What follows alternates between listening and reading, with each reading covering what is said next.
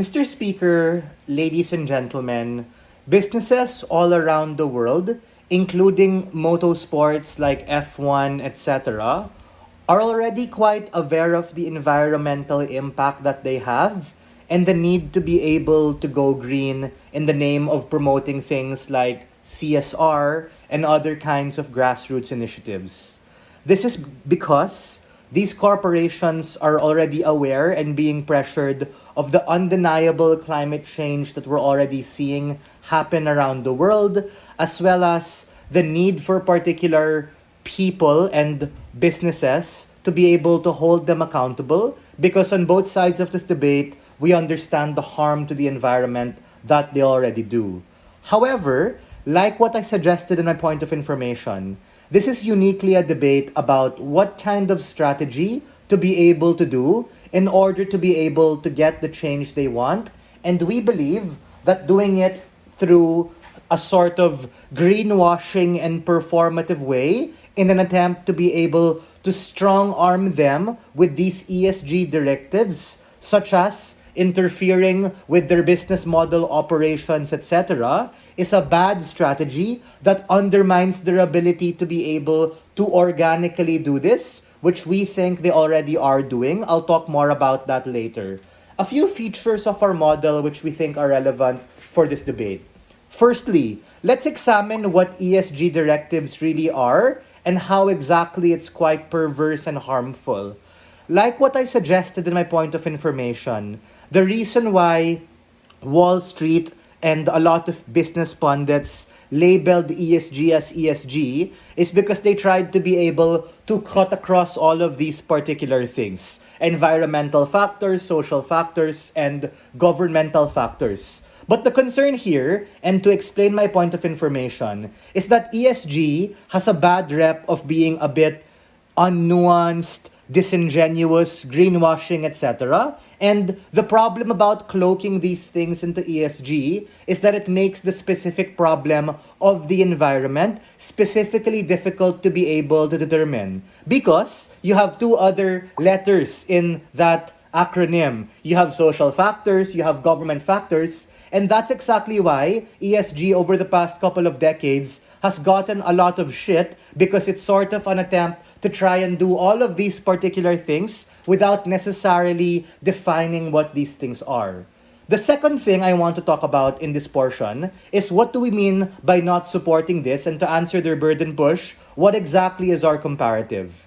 I am going to explain certain things they already do, which we think can better be done without having to force ESG down their throats that make it very performative and greenwashing as a means of being able to get what you want. Number one, a push for sustainable fuels, which is actually being able to be done in F2 and F3. Not as popular as F1, but in those other circuits, they already are transitioning to hybrid kinds of models and trying to be able to balance performance, but at the same time, green kinds of technology. Number two, their effort of having net zero emissions by the year 2030 in terms of being able to try and offset a lot of the harm that they do.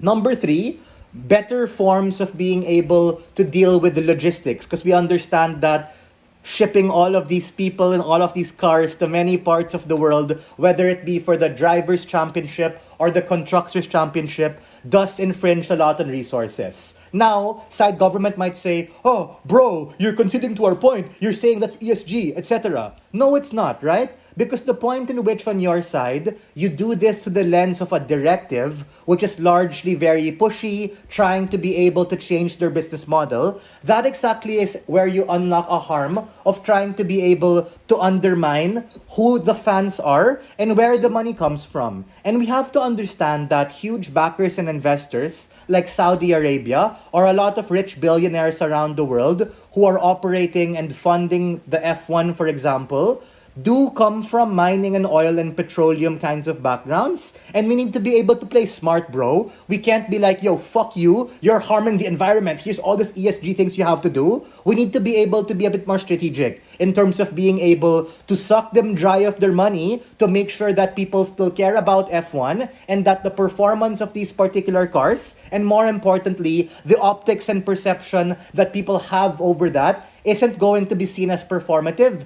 disingenuous, or greenwashing. Before that, I saw someone raise their hand. Go for it. You can raise up UI. Go. Do you think that laws and directives are inherently problematic to the sustainability of businesses that are already privileged enough to sustain themselves beyond child labor? That's exactly where the problem happens on your side. Because in the attempt to get the outcome you want of environmental outcome, when you launch it and package it as ESG, it becomes kind of vague. Like, huh? Whose fucking fault is it? Is it our fault? Our fans' fault? Our investors' fault? Oh no, bro. It's the law's fault. Which is why, on our comparative, when we're very specific, absent the umbrella of ESG, we're able to hyper-lock and focus on the environment, which allows them to be able to do this better. Why can you exclusively get this on our side, absent the approach and strategy of an ESG directive? We have to understand that different franchises, different operators, and different teams all come from different countries. Some or majority of the famous ones, let's say, are European, but there are also a lot of people trying to be able to compete, for example, coming from the Americas, coming from the Asias, being able to forward drivers, engineers, managers, and operators. These are the very people we need to be able to sway in terms of their tipping point to have to be able to help and care about the environment. And the point in which you do is in a very greenwashy or performative way is exactly what undermines the success that these motorsports like F1 have spent a lot of time building. Because we have to understand, the very specialized nature of F1 is largely about them necessarily having to be able to really balance, right? Balancing things like performance, but at the same time, not totally wrecking the environment. Which is why, exclusively, we think we can better do this in a more organic kind of way, absent the kind of stereotype and connotation that ESG investing, for example, has largely gone in order to be able to strategically get funding from these large rich people and at the same time not undermine the business operations of the teams as well as the fans who are able to support them. And for all of these reasons, we are very proud to clash from Side Negative.